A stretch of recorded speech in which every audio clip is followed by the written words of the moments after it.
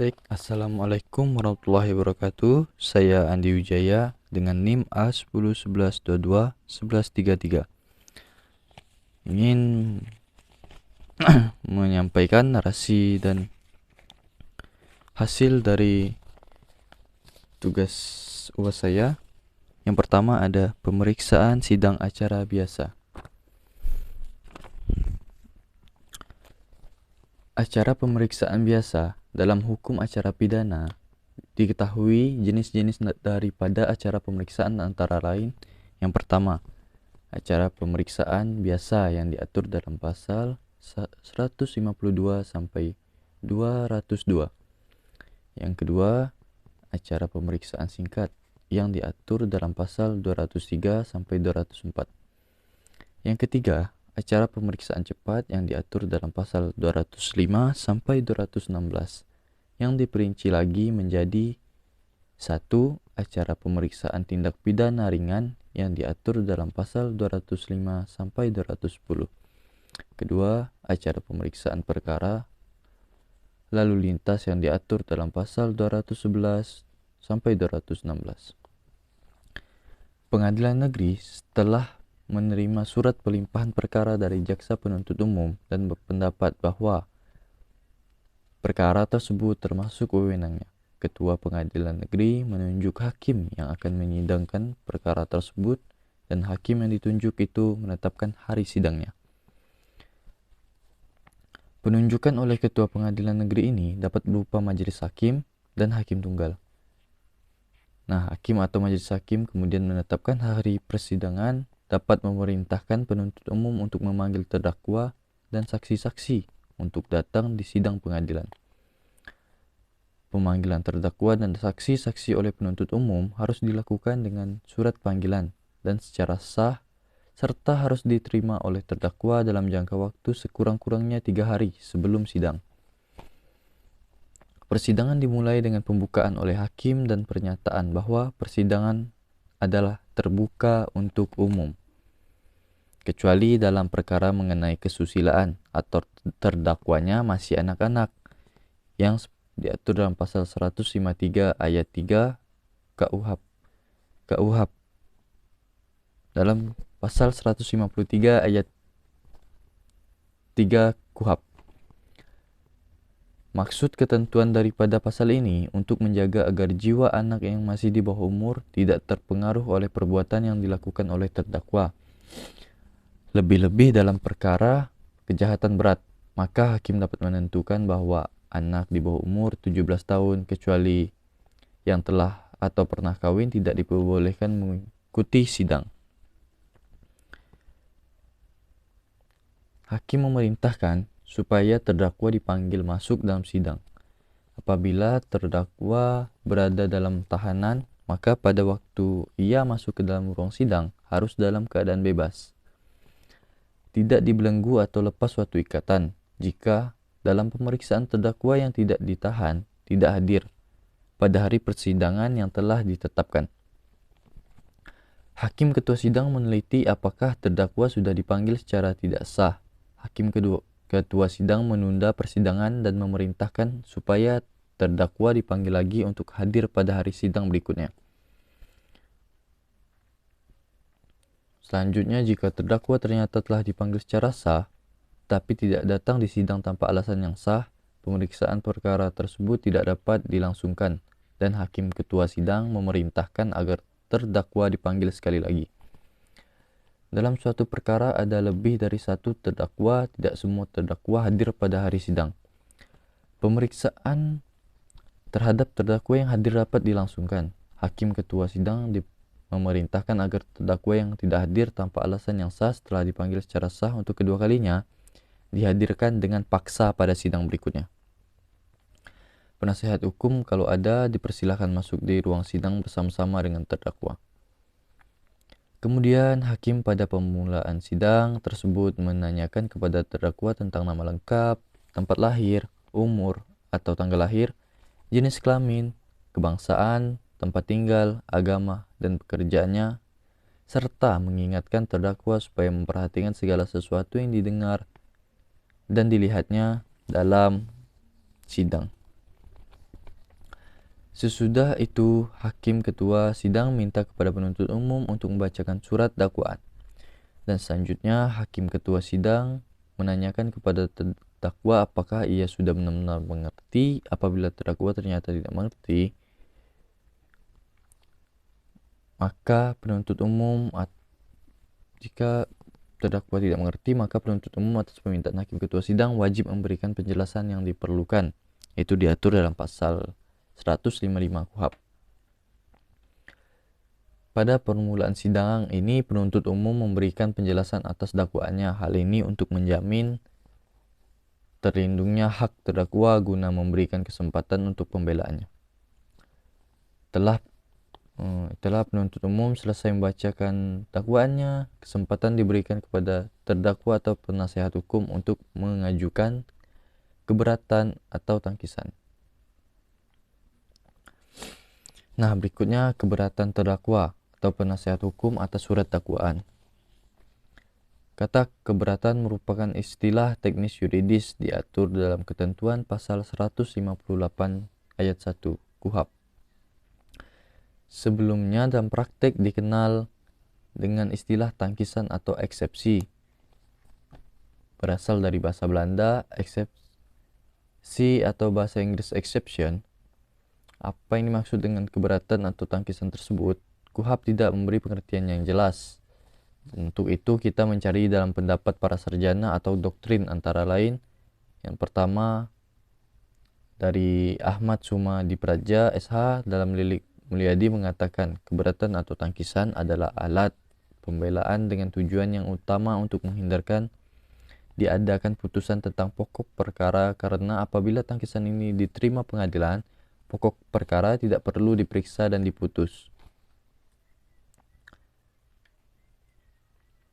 Menurut Ngurah Adi mengatakan beliau memakai istilah eksepsi adalah keberatan yang diajukan terdakwa atau penasehat hukum bahwa pengadilan tidak berwenang mengadili perkaranya, atau dakwaan tidak dapat diterima atau surat dakwaan harus dibatalkan. Dengan melihat definisi di atas dan definisi yang telah saya sebutkan, maka batasan keberatan mencakup beberapa hal. Yang pertama merupakan aspek dalam hukum acara pidana yang berisi tangkisan atau pembelaan terhadap materi surat dakwaan atau tidak menyinggung pokok perkara. 2. Ruang lingkup dan luas keberatan mencakup bahwa pengadilan tidak berwenang mengadili perkara dan dakwaan tidak dapat diterima atau batal. Ketiga, yang mengajukan adalah terdakwa atau penasihat hukum. Yang keempat, keputusan diambil setelah penuntut umum diberi kesempatan untuk mengemukakan pendapatnya. Atas surat dakwaan, penuntut umum, terdakwa atau penasihat hukum dapat mengajukan keberatan kepada hakim. Dalam praktek yang lazim disebut eksepsi, yaitu bahwa 1. Pengadilan tidak berwenang mengadili perkaranya. 2. Surat dakwaan tidak dapat diterima. Ketiga, surat dakwaan harus dibatalkan, misalnya surat dakwaan tidak memenuhi syarat-syarat sebagaimana yang diatur dalam pasal 143 ayat 2 KUHP. Dalam hal terdakwa atau penasihat hukum mengajukan keberatan atas surat dakwaan tersebut, maka penuntut umum diberi kesempatan oleh hakim untuk menyatakan pendapatnya. Biasanya di dalam praktek dilakukan oleh penuntut umum dengan jawaban secara tertulis. Kemudian hakim mempertimbangkan keberatannya terdakwa atau penasihat hukum dan jawaban dari penuntut umum tersebut untuk selanjutnya mengambil keputusan. Jika hakim menyatakan bahwa keberatan itu diterima, maka perkara itu tidak diperiksa lebih lanjut. Sebaliknya, dalam hal tidak diterima atau hakim berpendapat hal tersebut baru dapat diputus setelah selesai pemeriksaan, maka sidang itu terus dilanjutkan. Ini diatur dalam pasal 152 ayat 2. Dalam hal penuntut umum keberatan atas keputusan tersebut, maka ia dapat mengajukan perlawanan kepada pengadilan tinggi melalui pengadilan negeri yang bersangkutan. Dalam hal perlawanan yang diajukan oleh terdakwa atau penasihat hukumnya diterima oleh pengadilan tinggi, maka dalam waktu 14 hari pengadilan tinggi dengan surat penetapannya membatalkan putusan pengadilan negeri dan memerintahkan pengadilan negeri yang berwenang untuk memeriksa perkara itu. Itu disebut dalam pasal 156 ayat 4. Dalam hal perlawanan diajukan bersama-sama dengan permintaan banding oleh terdakwa atau penasihat hukumnya kepada pengadilan tinggi. Maka dalam waktu 14 hari sejak ia menerima perkara dan membenarkan perlawanan terdakwa atau penasihat hukum, pengadilan tinggi dengan keputusan membatal putusan pengadilan negeri yang bersangkutan dan menunjuk pengadilan yang berwenang. Itu disebutkan dalam pasal 156 ayat 5A KUHP. Pengadilan tinggi menyampaikan salinan keputusannya tersebut kepada pengadilan negeri yang berwenang dan kepada pengadilan negeri yang semula mengadili perkara yang bersangkutan dengan disertai berkas perkara untuk diteruskan kepada kejaksaan negeri yang telah melimpahkan perkara itu. Itu disebutkan dalam pasal 156 ayat 5B KUHP. Apabila pengadilan yang berwenang sebagaimana dimaksud dalam alinea di atas berkedudukan di daerah hukum pengadilan tinggi lain, maka kejaksaan negeri mengirimkan perkara tersebut kepada kejaksaan negeri di dalam daerah hukum pengadilan negeri yang berwenang di tempat itu. Itu disebutkan dalam pasal 156 ayat 6 KUHP. Hakim ketua sidang karena jabatannya walaupun tidak ada perlawanan, setelah mendengar pendapat penuntut umum dan terdakwa dengan surat penetapan yang memuat alasannya, dapat menyatakan pengadilan tidak berwenang. Itu dalam pasal 156 ayat 7. Kapan suatu keberatan dapat diajukan? Pasal 156 KUHP tidak memberi batasan yang tegas. Kapan keberatan itu diajukan? Secara teoritis memberi kemungkinan ada beberapa alternatif tentang saat diajukannya keberatan tersebut. Yang pertama, pada saat sidang pertama. Yang kedua, keberatan dapat diajukan setiap saat selama pemeriksaan sidang berlangsung. Yang ketiga, harus diajukan setelah penuntut umum selesai membacakan surat dakwaan. Yang keempat, setelah penuntut umum selesai memberitahukan terdakwa secara lisan terhadap tindak pidana yang didakwakan, atau setelah penuntut umum selesai memberikan penjelasan isi surat dakwaannya. Itu disebut dalam pasal 155 ayat 2 huruf B KUHP. Nah, jika keberatan dengan alasan pengadilan tidak berwenang memeriksa perkara atau kewenangan mengadili kompetensi, keberatan bisa diajukan setiap saat. Dari kedua ketentuan pasal tersebut dapat disimpulkan bahwa keberatan yang menyangkut kompetensi baik absolut maupun relatif dapat diajukan selama persidangan masih berjalan. Kedua, hakim ketua sidang karena jabatannya atau secara ex officio dapat mengeluarkan penetapan yang menyatakan tidak berwenang mengadili perkara tersebut, baik secara absolut maupun relatif selama persidangan berlangsung maupun tanpa adanya perlawanan atau keberatan.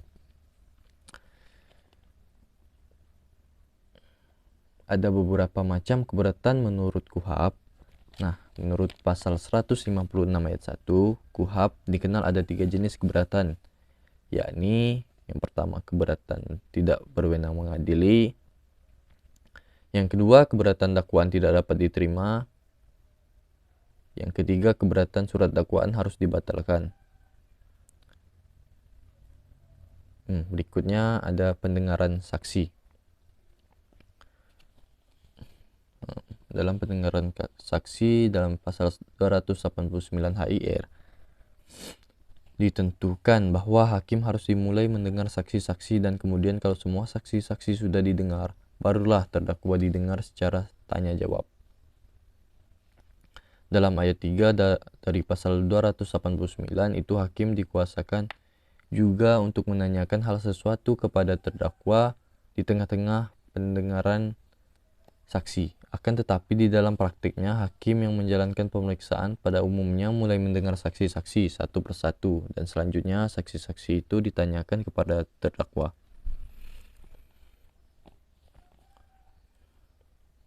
Pemeriksaan di sidang pengadilan menurut KUHP dimulai dengan mendengarkan saksi terlebih dahulu berdasarkan pasal 160 KUHP. Maka yang pertama-tama didengar keterangannya adalah korban yang menjadi saksi. Baru saksi-saksi yang lain, meskipun pada permulaan sidang hakim memanggil terdakwa dan menanyakan hal-hal mengenai diri atau identitas terdakwa, membacakan surat dakwaan serta menjelaskannya, tetapi belum langsung mengenai pokok perkaranya.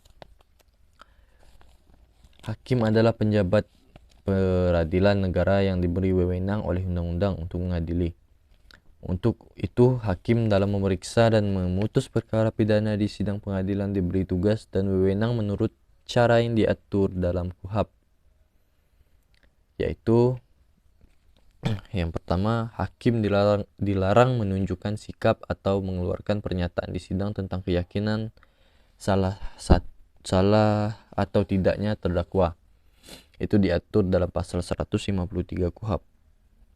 Yang kedua, hakim ketua sidang selanjutnya meneliti apakah semua saksi yang dipanggil telah hadir dan memberi perintah untuk mencegah jangan sampai saksi berhubungan satu dengan yang lain sebelum memberi keterangan di sidang pada pasal 159 ayat 1 KUHP.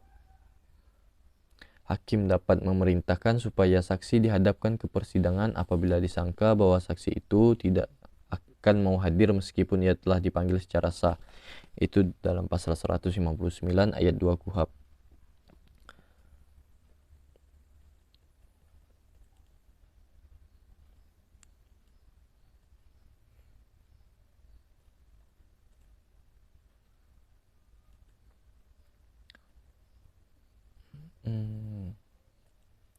Berikutnya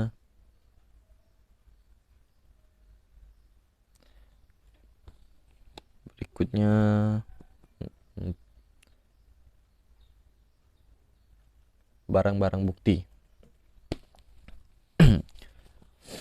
Menurut keterangan pasal 184 KUHP, alat-alat bukti yang sah ialah yang pertama keterangan saksi, yang kedua keterangan ahli, yang ketiga surat, yang keempat petunjuk, yang kelima keterangan terdakwa.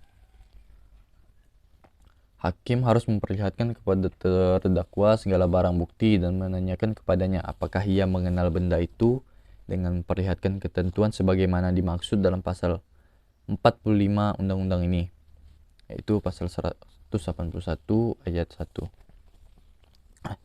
Jika perlu benda itu diperlihatkan juga oleh hakim kepada saksi, apabila dianggap perlu untuk pembuktian, hakim membacakan atau memperlihatkan surat atau berita acara kepada terdakwa atau saksi dan selanjutnya minta keterangan seperlunya tentang hal itu. Alat-alat bukti seperti ditentukan dalam pasal 184 KUHP tersebut, selain keterangan saksi dan ahli masih terdapat alat bukti yang lainnya, yaitu berupa surat, petunjuk, dan keterangan terdakwa. Seperti telah diuraikan di muka bahwa tujuan dari acara pidana ialah untuk menentukan kebenaran material itu akan ditetapkan suatu putusan hakim yang melaksanakan suatu peraturan hukum pidana. Hakim dalam menemukan adanya kebenaran itu tidak boleh begitu saja menjatuhkan putusan pidana kepada seorang terdakwa, kecuali apabila dengan sekurang-kurangnya dua alat bukti yang sah yang memperoleh keyakinan bahwa suatu tindak pidana benar-benar terjadi dan bahwa terdakwalah yang bersalah melakukannya. Hal ini adalah untuk menjamin tegaknya kebenaran, keadilan, dan kepastian hukum bagi seseorang. Yang berikutnya, surat-surat bukti. Pembuktian dengan surat-surat menurut pasal 187 KUHP berbunyi sebagai berikut. Surat sebagaimana tersebut pada pasal 184 ayat 1 C dibuat atas sumpah jabatan atau dikuatkan dengan sumpah adalah yang pertama keterangan saksi, yang kedua keterangan ahli, yang ketiga surat, yang keempat petunjuk, yang kelima keterangan terdakwa. Yang dimaksud dengan surat yang dibuat oleh pejabat termasuk surat yang dikeluarkan oleh suatu majelis yang berwenang untuk itu. Yang berikutnya petunjuk. Menurut pasal 188 KUHP, petunjuk adalah perbuatan, kejadian, atau keadaan yang karena persesuaiannya baik antara yang satu dengan yang lain maupun dengan tindak pidana itu sendiri, menandakan bahwa telah terjadi suatu tindak pidana dan siapa pelakunya. Petunjuk sebagaimana dimaksud dalam ayat 1 hanya dapat diperoleh dari keterangan saksi, surat, dan keterangan terdakwa. Penilaian atas kekuatan pembuktian dari suatu petunjuk dalam setiap keadaan tertentu dilakukan oleh hakim dengan arif dan bijaksana setelah ia mengadakan pemeriksaan dengan penuh kecermatan dan keseksamaan berdasarkan hati nuraninya. Yang berikutnya, keterangan terdakwa. Keterangan terdakwa adalah apa yang terdakwa nyatakan di sidang tentang perbuatan yang ia lakukan atau yang ia ketahui sendiri. Jadi keterangan terdakwa itu sebagai alat bukti harus dinyatakan di sidang pengadilan. Keterangan terdakwa yang diberikan di luar sidang dapat digunakan untuk membantu menemukan bukti sidang, asalkan keterangan itu didukung oleh suatu alat bukti yang sah sepanjang mengenai hal yang didakwakan kepadanya. Itu disebut dalam pasal 189 ayat 2. Dan keterangan terdakwa hanya dapat digunakan terhadap dirinya sendiri. Berikutnya, putusan pengadilan. Hakim sesudah menyatakan pemeriksaan dinyatakan selesai, maka hakim dapat membukanya sekali lagi, baik atas kewenangan hakim karena jabatannya maupun atas penuntut umum atau terdakwa atau penasihat hukum dengan memberikan alasannya. Hakim dalam mengambil putusan tersebut dapat mengadakan musyawarah dan musyawarah tersebut harus didasarkan atas surat dakwaan dan segala sesuatu yang terbukti dalam pemeriksaan di sidang pengadilan. Dalam musyawarah tersebut, hakim ketua majelis mengajukan pertanyaan dimulai dari hakim yang termuda sampai hakim yang tertua, sedangkan yang terakhir mengemukakan pendapatnya adalah hakim ketua majelis, dan semua pendapat tersebut harus disertai pertimbangan serta alasannya. Pada dasarnya, putusan dalam musyawarah majelis merupakan hasil pemufakatan bulat, akan tetapi kalau merupakan mufakat tidak tercapai, maka berlaku ketentuan sebagai berikut. Yang pertama, putusan diambil dengan suara terbanyak.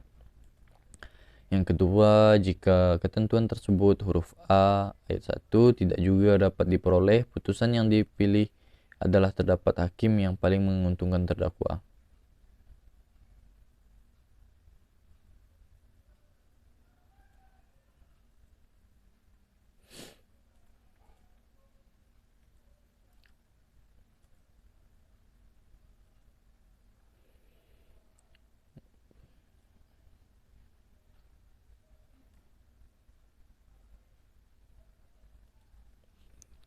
Baik. Berikutnya pembuktian teori dan jenis-jenis alat bukti.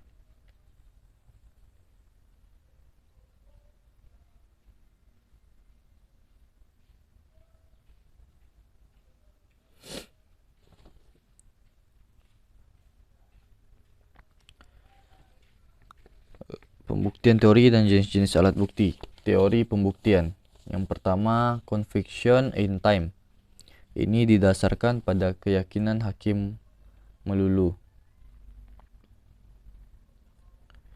Sistem ini menganut ajaran bahwa bersalah tidaknya terhadap perbuatan yang didakwakan sepenuhnya bergantung pada penilaian keyakinan hakim semata-mata.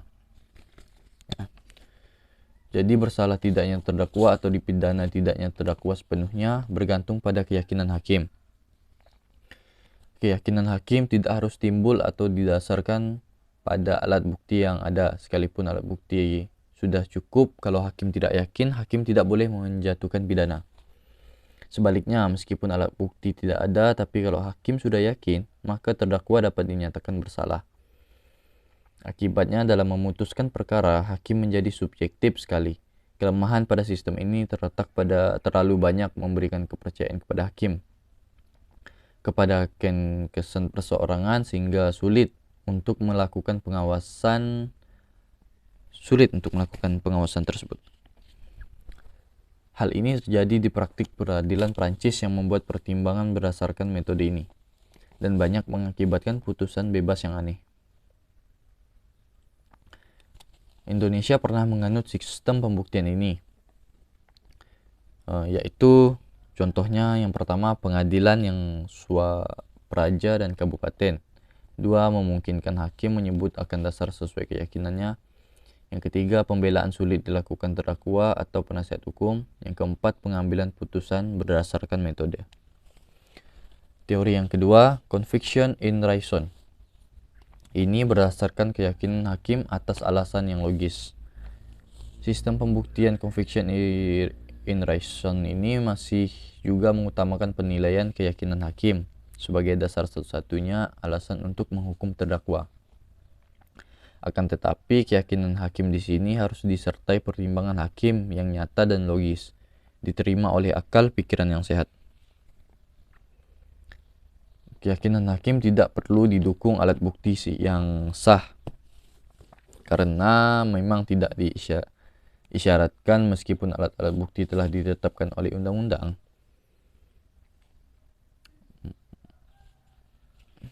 Meskipun alat bukti telah ditetapkan oleh undang-undang, tetapi hakim bisa menggunakan alat-alat bukti di luar ketentuan yang ada di undang-undang. Yang perlu mendapat penjelasan adalah bahwa keyakinan hakim tersebut harus dapat dijelaskan dengan alasan yang logis.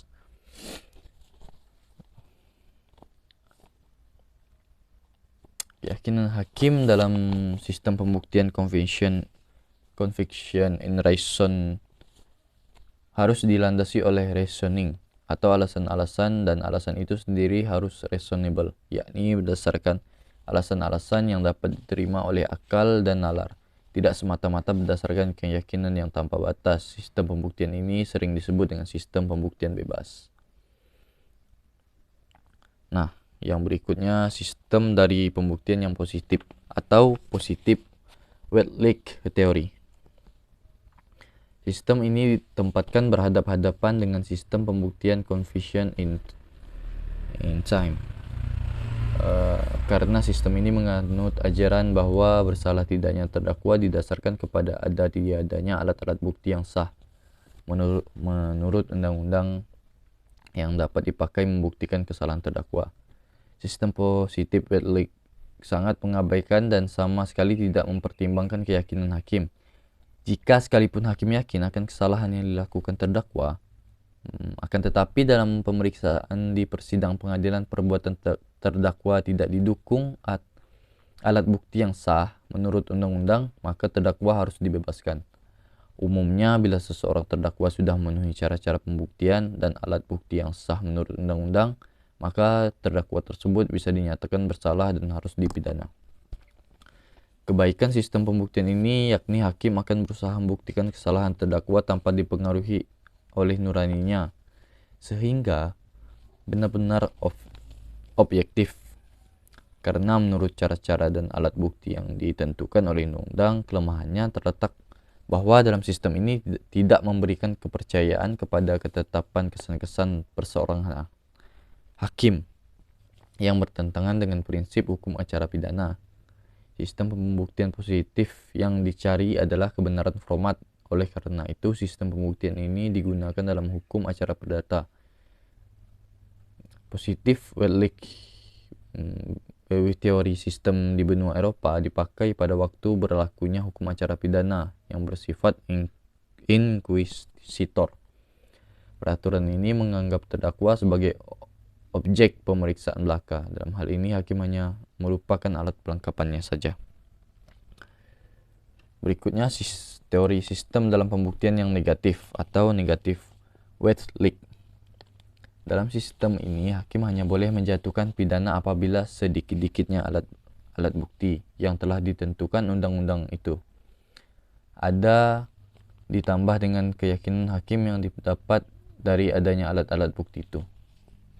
Dalam pasal 183 KUHP menyatakan sebagai berikut: hakim tidak boleh menjatuhkan pidana kepada seseorang kecuali apabila dengan sekurang-kurangnya dua alat bukti yang sah ia memperoleh keyakinan bahwa suatu tindak pidana benar-benar terjadi dan bahwa terdakwalah yang bersalah melakukannya. Nah, jika dilihat dari konteks itu, maka dapat diambil kesimpulan bahwa KUHP di Indonesia memiliki sistem pembuktian yang bersifat negatif Wetlick.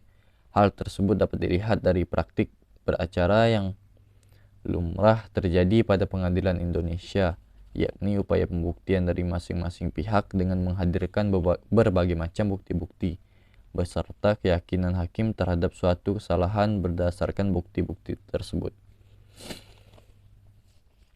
Teori pembuktian menurut undang-undang negatif tersebut dapat disebut dengan negatif wet leak. Istilah ini berarti wet leak berdasarkan undang-undang, sedangkan negatif maksudnya adalah bahwa walaupun dalam suatu perkara terdapat cukup bukti sesuai dengan undang-undang, maka hakim belum boleh menjatuhkan hukuman sebelum memperoleh keyakinan tentang kesalahan terdakwa.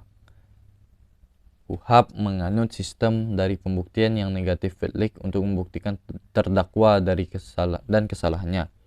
Maka ada dua hal syarat dari negatif sistem, yakni wet leak ditetapkan oleh undang-undang mengenai adanya alat bukti yang sah.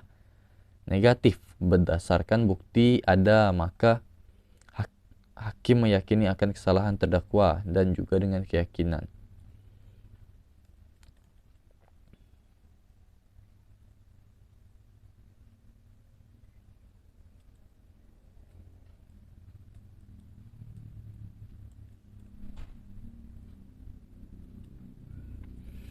Nah, berikutnya alat-alat bukti. Alat bukti dan pengertian.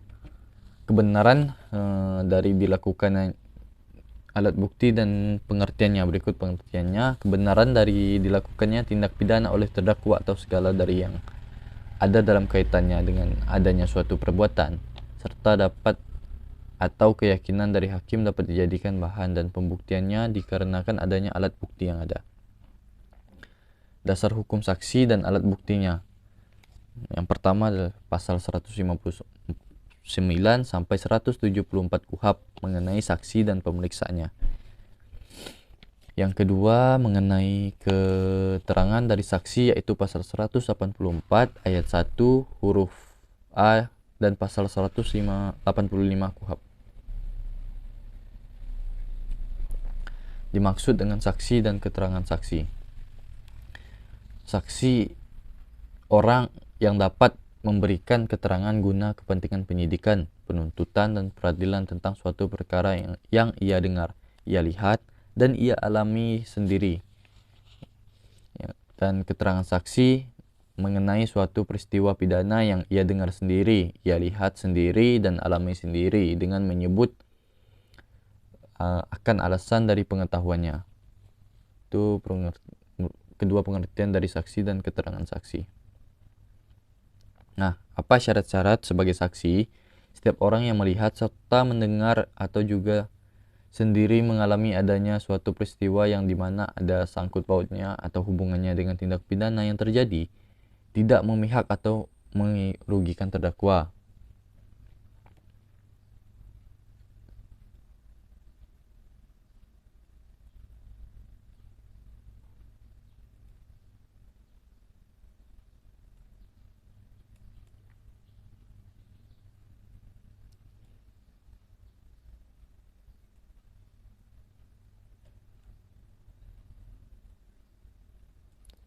Nah, berikutnya ada pula alat bukti elektronik. KUHP pada dasarnya tidak mengenal adanya alat bukti elektronik, namun dalam perkembangan zaman menuntut adanya pembaharuan hukum. Peraturan tersebut muncul dengan diundangkannya Undang-Undang Nomor 20 Tahun 2001 tentang Pemberantasan Tindak Pidana Korupsi, di mana disebutkan bahwa undang-undang tersebut mengatur bahwa alat bukti lain yang diucapkan, dikirim, atau disimpan secara elektronik. Tonggak bersejarah terkait dengan alat bukti akan elektronik dengan diundangannya Undang-Undang Nomor 19 Tahun 2016 tentang informasi dan transaksi elektronik secara tegas menyebutkan sebagai berikut. Yang pertama, informasi elektronik atau dokumen elektronik atau hasil cetakannya merupakan alat bukti yang sah. Yang kedua, informasi elektronik atau dokumen elektronik dan hasil cetakannya sebagaimana dimaksud pada ayat 1 tadi merupakan perluasan dari alat bukti yang sah sesuai dengan hukum acara yang berlaku di Indonesia. Yang ketiga, informasi elektronik atau dokumen elektronik dinyatakan sah apabila menggunakan sistem elektronik sesuai dengan ketentuan yang diatur dalam undang-undang ini. Yang keempat, ketentuan mengenai informasi elektronik atau dokumen elektronik sebagaimana dimaksud pada ayat sebelumnya tidak berlaku untuk yang pertama, syarat yang menurut undang-undang harus dibuat dalam bentuk tertulis. Yang kedua, surat berserta dokumennya yang menurut undang-undang harus dibuat dalam bentuk akta notaris atau akta yang dibuat oleh penjabat pembuat akta. Nah, jadi dua syarat itu tidak termasuk dalam dokumen elektronik.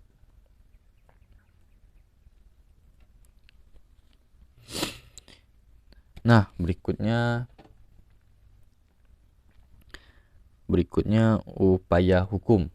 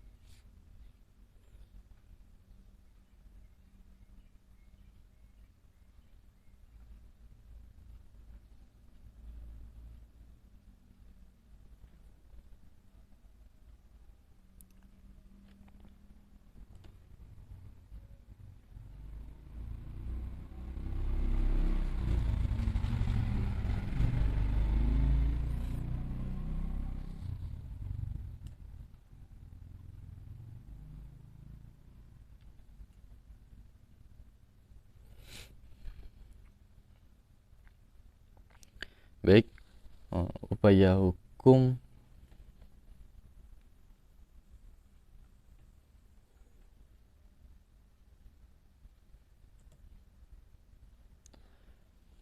hukum yang pertama ada upaya hukum biasa. Nah, di upaya hukum biasa ini yang pertama ada banding. Suatu hal yang khusus bagi pengadilan ialah bahwa apabila suatu badan pengadilan atau hakim mengucapkan suatu putusan, maka hakim tersebut tidak boleh mengubah keputusannya yang sudah diucapkan itu meskipun ia kemudian berpendapat bahwa putusan itu kurang tepat atau salah. Lain halnya dengan badan-badan atau pejabat-pejabat lainnya, misalnya kantor pajak atau kantor perumahan, yang dengan mudah dapat meninjau kembali suatu penetapan yang telah diambilnya. Bagi pengadilan atau hakim yang dapat mengubah putusan yang kurang tepat atau salah hanyalah badan pengadilan yang lebih tinggi tingkatnya, menurut cara-cara dan syarat-syarat yang ditentukan oleh undang-undang. Terhadap keputusan hakim tingkat pertama atau pengadilan negeri, terdakwa atau penuntut umum apabila ia tidak puas dengan hukuman yang dijatuhkan oleh pengadilan negeri, ia berhak melakukan upaya hukum dengan meminta pemeriksaan ulang kepada pengadilan yang lebih tinggi, yaitu pengadilan tinggi. Dalam KUHP menentukan upaya hukum yang dapat ditempuh oleh terdakwa atau jaksa penuntut umum adalah pemeriksaan tingkat banding yang diatur dalam pasal 67, 223 sampai 243.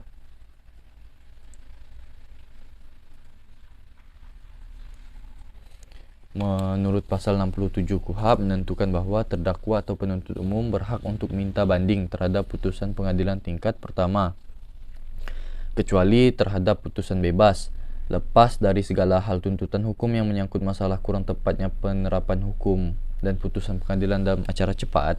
Permintaan banding dapat diajukan oleh terdakwa atau yang khusus dikuasakan untuk itu atau oleh penuntut umum, kecuali terhadap putusan bebas, lepas dari segala tuntutan hukum yang menyangkut masalah kurang tepatnya penerapan hukum dan putusan pengadilan dalam acara cepat.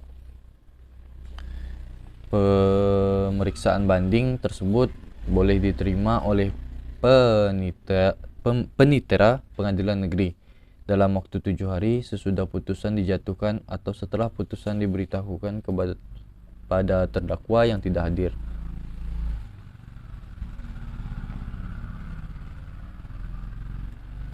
Pengajuan permintaan banding menurut pasal 233 ayat 2 Jo penjelasannya berwenang kepada panitera pengadilan untuk menolak permohonan banding yang bersangkutan. Bahkan dengan tegas ditanyakan bahwa panitera dilarang menerima permintaan banding perkara yang tidak dapat dibanding atau permintaan banding yang diajukan setelah tenggang waktu yang ditentukan berakhir. Di sini timbul persoalan tentang masalah putusan lepas dari segala tuntutan hukum. Apakah keputusan tersebut dapat dimintakan banding kepada pengadilan tinggi oleh karena adanya yang keterangan tambahan yang berbunyi yang menyangkut masalah kurang tepatnya penerapan hukum. Hal ini sesuai dengan 67 KUHP bahwa semua putusan lepas dari segala tuntutan hukum tidak dapat dimintakan pemeriksaan banding, melainkan hanya dapat dimohonkan kasasi sesuai pasal 244 Jo 253 KUHP. Untuk masalah ini telah dicapai konsensus bahwa terhadap semua putusan lepas dari segala tuntutan hukum tidak dapat dimintakan banding, melainkan hanya dapat dimohonkan pemeriksaan kasasi.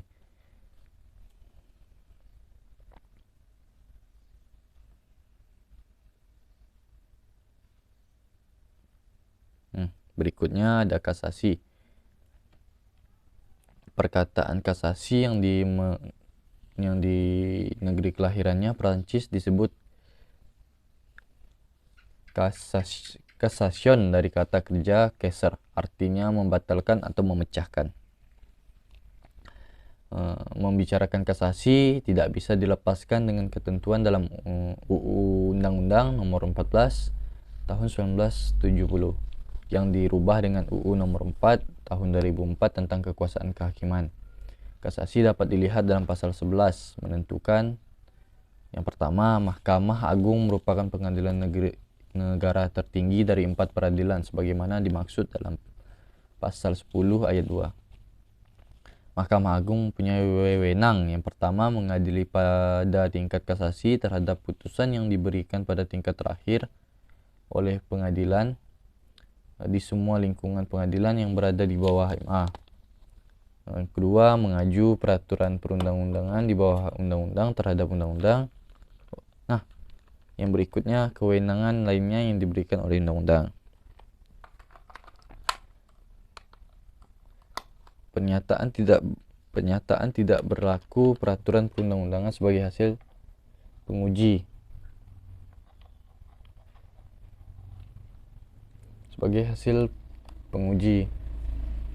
Pengujian sebagaimana dimaksud ayat 2 huruf B dapat diambil baik dalam pemeriksaan tingkat kasasi maupun berdasarkan permohonan langsung kepada MA.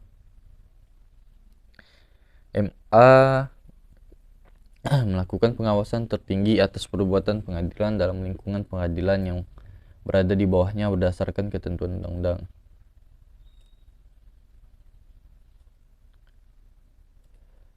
Nah, di pasal 22 Undang-Undang Nomor 4 Tahun 2004 tadi menentukan terhadap putusan dalam tingkat banding dapat dimintakan kasasi kepada Mahkamah Agung oleh pihak-pihak yang bersangkutan kecuali undang-undang menentukan lain. Dalam hubungannya dengan lembaga pengadilan yang lainnya terlihat fungsi MA, yakni pertama fungsi peradilan atau justicial function, yang kedua fungsi penasehat atau regende function, yang ketiga fungsi pengawasan theorisende function, yang keempat fungsi administratif function.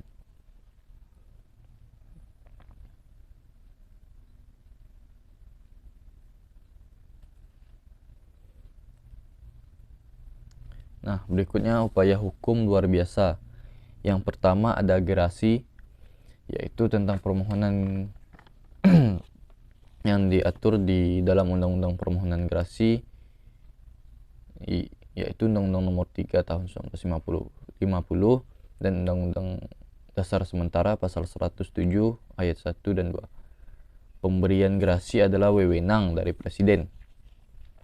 Ia merupakan salah satu dari wewenang prerogatif negara untuk membatalkan untuk seluruhnya atau pembagian pidana yang telah dijatuhkan, atau untuk mengubah pidana itu menjadi satu pidana yang lebih ringan sifatnya.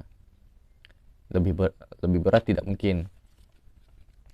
Yang dapat dimintakan gerasi kepada presiden adalah setiap putusan yang sah memperoleh daya wujud atau kekuatan hukum yang pasti, baik putusan hakim sipil maupun putusan hakim militer. Pernyataan gerasi dapat diajukan kepada presiden dalam tempo 14 hari, terhitung mulai dari hari berikut. Hari keputusan hakim itu menjadi tetap dan tidak dapat diubah lagi. Dalam hal hukuman mati, jangka waktu untuk mengajukan permohonan gerasi adalah 30 hari, terhitung mulai hari berikutnya. Hari daripada hari keputusan tidak dapat diubah lagi. Mengenai putusan dalam pemeriksaan tingkat banding, terhitung mulai hari berikutnya daripada pemberitahuan putusan kepada terhukum.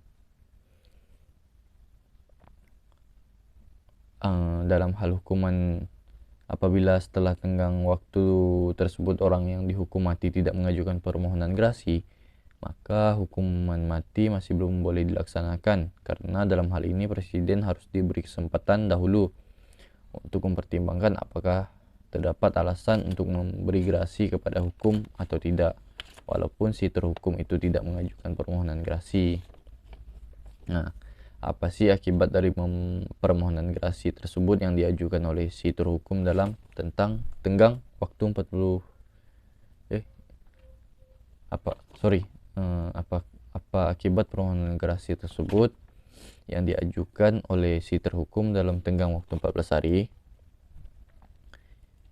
Yang pertama mengenai hukuman badan, yaitu hukuman penjara, hukuman kurungan, dan hukuman kurungan pengganti belum boleh dilaksanakan atau dieksekusi dari hukuman itu, ditanggung selama keputusan gerasi itu belum keluar. Untuk terhukum yang berada di luar tahanan tetap berada di luar tahanan selama belum ada putusan tentang putusan permohonan gerasi. Untuk terhukum yang ditahan sebelum ada putusan tentang permohonan gerasinya, mereka tetap berada dalam tahanan. Statusnya tetap merupakan tahanan dan belum menjadi hukuman, sehingga peraturan lembaga permasyarakatan tentang hukum terhadap mereka belum dapat digunakan. Nah, yang kedua, hukuman denda. Tentang hukuman denda, tak dapat menunda pembayaran selama mengajukan gerasi, jadi harus dibayar dulu. Dan kalau gerasi itu dapat dikabulkan dengan menghilangkan hukuman denda, maka uang dapat diminta kembali. Kecuali kalau memang menurut pendapat jaksa terhukum tidak mampu membayar denda, dan dalam hal ini pelaksanaan hukuman kurungan pengganti ditunda. Kalau terhukum dianggap mampu membayar denda tetapi tidak mau membayar, permohonan gerasinya bukan saja tidak akan diperhatikan, tetapi harus menjalankan hukuman kurungan pengganti.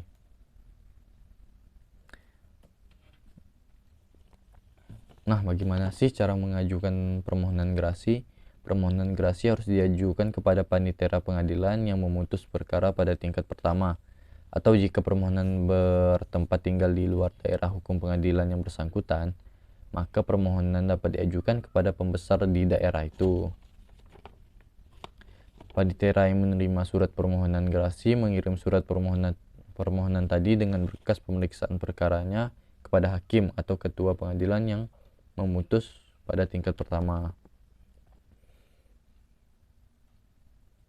Berikutnya ada herziening atau peninjauan kembali.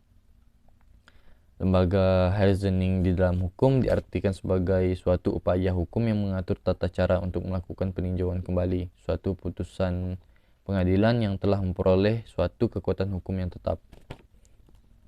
Lembaga ini hanya dikenal di dalam Reglement of the Staffortering Statsblad nomor 40 Jo nomor 57 tahun 1847 yang tercantum di dalam titel 18. Di dalam Kitab Undang-Undang Hukum Acara Pidana, hal yang sama kebetulan diatur dalam bab 18 juga, yang mulai dari pasal 356 sampai dengan pasal 360.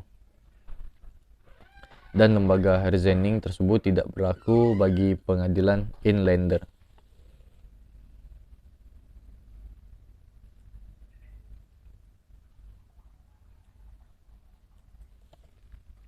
Nah, berikutnya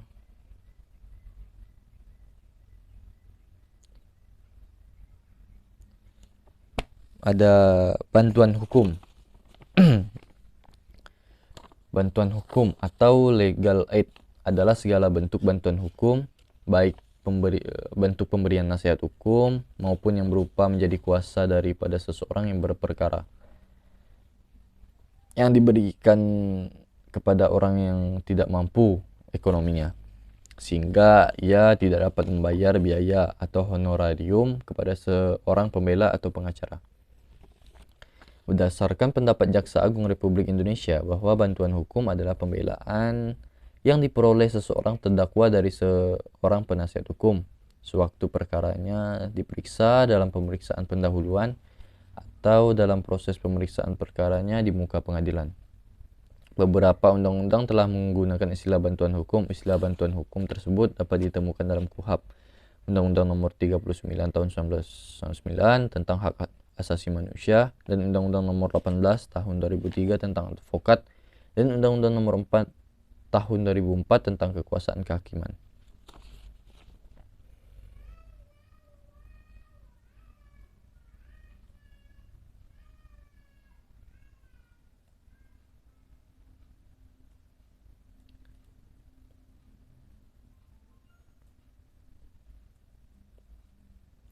Nah, pemberian bantuan hukum tidak bisa dilepaskan dari pemahaman tentang makna terdalam dari bantuan hukum itu sendiri. Pengetahuan tentang hakikat bantuan hukum diperlukan agar tidak terjadi salah persepsi dalam memandang makna bantuan hukum. Pemahaman yang salah tentang bantuan hukum dapat mengakibatkan tidak tercapainya tujuan bantuan hukum. Bantuan hukum terhadap tersangka pada tingkat penyidik. Penyidikan adalah serangkaian tindakan penyidik dalam hal dan menurut cara yang diatur dalam undang-undang ini untuk mencari serta mengumpulkan bukti yang dengan bukti itu membuat terang tentang tindak pidana yang terjadi dan guna menemukan tersangkanya. Dan tersangka adalah seseorang yang karena perbuatannya atau keadaannya berdasarkan bukti permulaan patut diduga sebagai pelaku tindak pidana. Status seseorang sebagai tersangka dimulai sejak di tingkat penyidikan sampai di tingkat penuntutan. Dalam memberikan bantuan hukum terhadap tersangka di tingkat penyidikan dalam rangka pembelaan perkara dapat dilakukan sebagai berikut. Yang pertama, menyiapkan surat kuasa khusus sebagai dasar sahnya mendampingi tersangka. Jika tidak ditunjuk oleh penyidik atau prodeo, surat kuasa khusus tersebut ditunjukkan kepada penyidik. Memeriksa dan menanyakan surat-surat yang berkaitan dengan perkara yang dihadapi tersangka. Misalnya surat penangkapan dan penahanan. Jika ditemukan surat penangkapan dan penahanan tersebut tidak sah, maka dapat diajukan pra peradilan. Berikutnya, mengajukan permohonan untuk tidak ditahan atau permohonan penangguhan penahanan. Ini jika diperlukan. Berikutnya, meminta kepada penyidik agar segera memeriksa tersangka dan selanjutnya dilimpahkan ke penuntutan. Nah, berikutnya tunjukkan kepada penyidik kartu izin praktik sebagai advokat atau pengacara ketika akan mendampingi tersangka. Sebelum pemeriksaan oleh penyidik dimulai, usahakan dahulu bertemu tersangka untuk berdiskusi tentang perkara yang sedang dihadapinya. Lalu berikan nasihat-nasihat hukum dalam rangka kepentingan tersangka.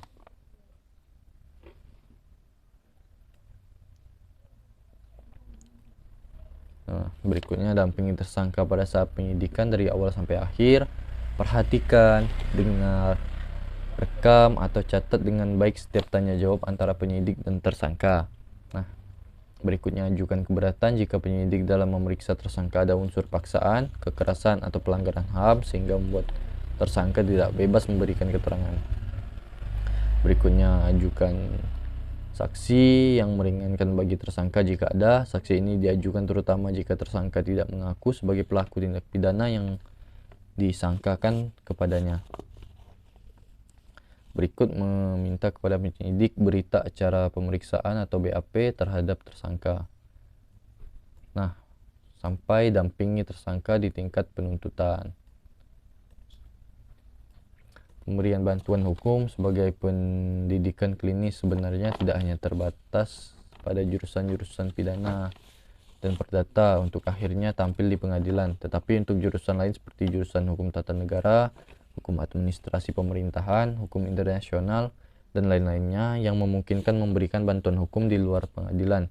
Misalnya memberikan bantuan hukum pada seseorang yang tersangkut dalam soal-soal perumahan di kantor, urusan perumahan atau KUP, bantuan hukum kepada seseorang dalam urusan kewarganegaraan di imigrasi atau Departemen Kehakiman, bantuan hukum kepada seseorang yang menyangkut pada urusan internasional di Departemen Luar Negeri, bahkan memberi bimbingan dan penyuluhan di bidang hukum termasuk sasaran, bantuan hukum, dan lain sebagainya.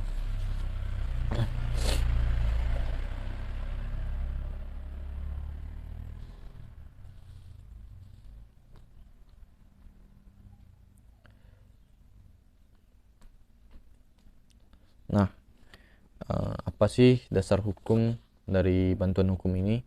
Dalam tinjauan ini akan dicoba memperlihatkan masalah bantuan hukum sesuai dengan apa yang dijumpai dalam kaidah hukum positif di Indonesia. Berbicara mengenai bantuan hukum yang berhubungan dalam pemeriksaan perkara, hukum positif telah mengenal dua fase perkembangan di bidang bantuan hukum dalam perkara-perkara pidana. Yang pertama, bantuan hukum yang dirumuskan dalam pasal 250 HIR dan Undang-Undang Pokok Kekuasaan Kehakiman Nomor 14 Tahun 1970.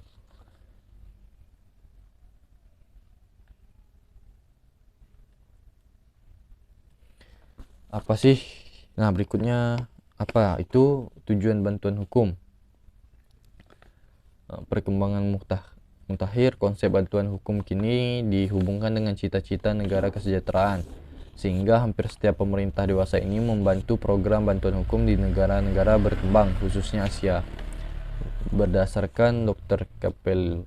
Capelletti tersebut dapat diketahui bahwa banyak faktor yang turut berperan dalam menentukan apa yang sebenarnya menjadi tujuan daripada suatu program bantuan hukum.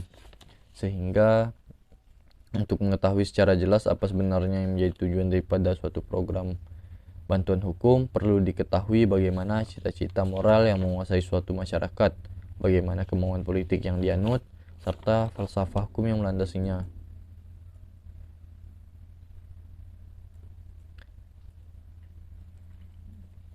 Motivasi pemberian bantuan hukum bukan hanya dari charity atau rasa perikemanusiaan kepada orang-orang yang tidak mampu, melainkan telah timbul aspek hak-hak politik atau hak warga negara yang berdasarkan kepada konstitusi modern. Arti dan tujuan program bantuan hukum di Indonesia adalah bagaimana yang tercantum dalam anggaran dasar Lembaga Bantuan Hukum atau LBH, karena LBH mempunyai tujuan dan ruang lingkup kegiatan yang lebih luas dan lebih jelas arahannya sebagai berikut: memberikan pelayanan hukum kepada masyarakat yang membutuhkannya.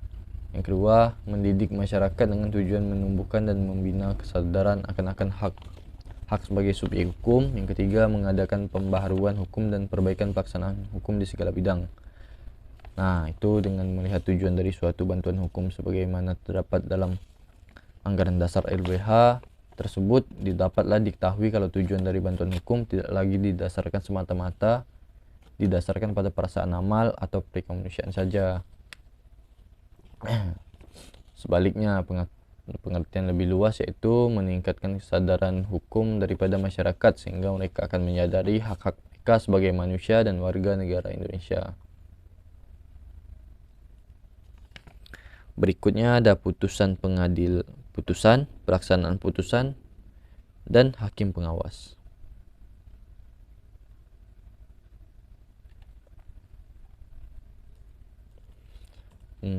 Putusan pengadilan. Undang-undang atau KUHP tidak memberi pengertian apa yang dimaksud dengan putusan pengadilan.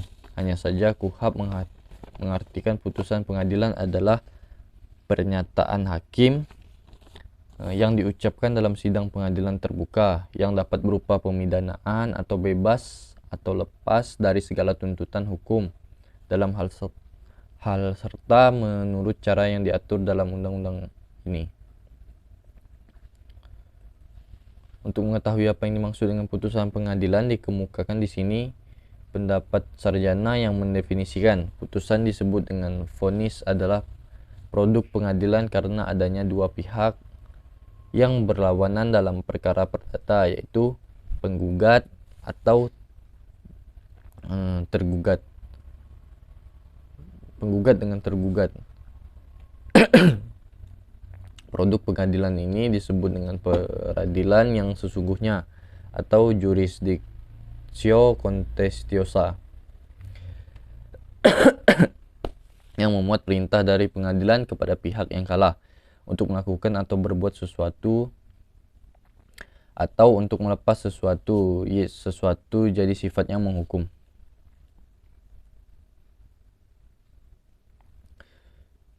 Putusan akhir atau lead vonis adalah putusan yang sifatnya mengakhiri suatu sengketa dalam tingkat tertentu.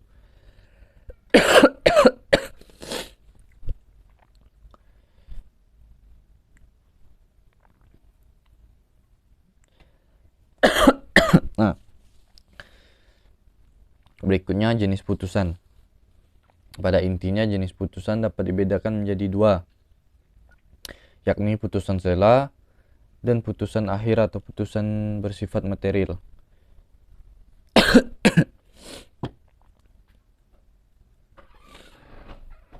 Berikutnya ada isi putusan. Pada intinya isi putusan pengadilan dapat berupa putusan yang menyatakan terdakwa dibebaskan dari segala dakwaan. Itu terdapat di pasal 191 ayat 1 KUHP. Yang kedua, putusan yang menyatakan terdakwa lepas dari segala tuntutan hukum atau onslek van elle rechtvolging diatur dalam pasal 191 ayat 2 KUHP.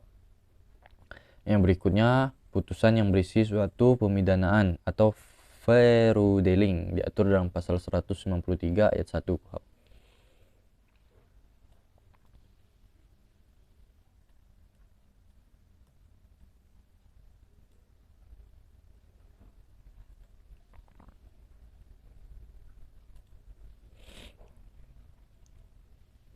Nah, putusan pemidanaan. Putusan ini dijatuhkan oleh hakim apabila kesalahan terdakwa terhadap perbuatan yang didakwakan kepadanya dianggap terbukti dengan sah dan meyakinkan. Apabila terdakwa terbukti bersalah, maka harus dijatuhi pidana, kecuali terdakwanya pada waktu melakukan belum berumur 16 tahun, maka hakim dapat memilih diantaranya ketentuan yang disebut dalam pasal 45 KUHP, yaitu yang pertama, menyerahkan kembali kepada orang tuanya atau walinya tanpa dikenai suatu pidana.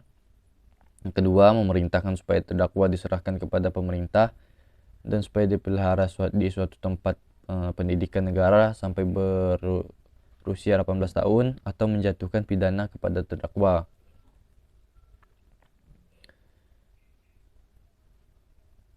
Dalam hal hakim terpaksa menjatuhkan hukuman penjara kepada terdakwa yang belum berumur 16 tahun, maka pidana pokoknya maksimum dikurangi sepertiganya. Dalam hal kejahatan yang diancam pidana mati atau pidana seumur hidup, maksimum pidana itu menjadi pidana penjara selama 15 tahun.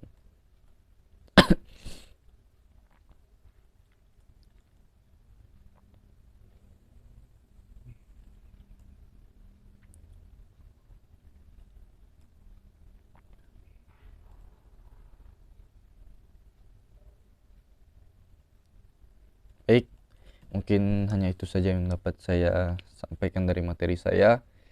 Kurang lebihnya saya mohon maaf, dan bila ada kata yang kurang berkenan mohon dimaafkan. Wabillahi taufiq wal hidayah. Assalamualaikum warahmatullahi wabarakatuh.